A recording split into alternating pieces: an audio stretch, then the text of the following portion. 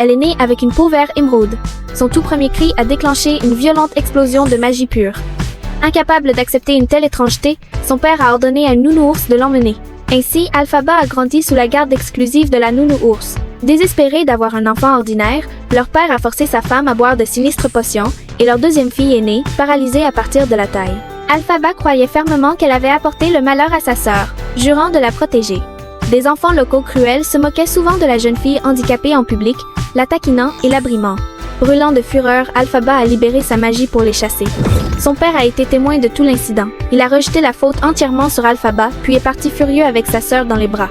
Le temps a passé, et sa jeune sœur a été admise à l'université. Voyant la jeune fille en fauteuil roulant, leur professeur l'a comblée d'un traitement spécial et autoritaire, ce qui ne l'a laissée que contrainte et misérable.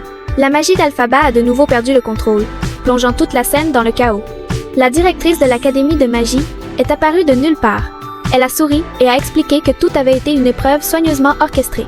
Ayant depuis longtemps ressenti son talent magique extraordinaire et inné, la directrice a décidé de l'admettre spécialement et de la guider personnellement dans la pratique de la magie. Cette faveur spéciale a alimenté la jalousie amère de sa colocataire. La jeune fille avait toujours rêvé d'étudier la magie, mais manquait de talent naturel. Elle a utilisé sa popularité auprès de ses pairs pour attiser la haine et ostraciser Alphaba. Indifférente à leur cruauté, Alphaba s'est concentrée uniquement sur ses études magiques.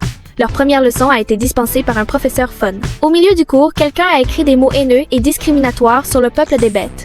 Le professeur au cœur brisé n'a eu d'autre choix que de mettre fin au cours plus tôt. Alphaba a parfaitement compris sa douleur et lui a offert du réconfort. Au fil du temps, les deux ont développé un lien d'amitié étroit et profond. Un jour, Alphaba a remarqué que le professeur quittait l'école d'un pas nerveux et pressé. Elle l'a suivi discrètement jusqu'à sa résidence et a découvert un rassemblement secret de bêtes partageant leur douleur et l'oppression injuste qu'elles subissaient. Pourtant, lorsque les cours ont commencé le lendemain matin, le gentil professeur Fun a été arrêté de force sans aucun avertissement.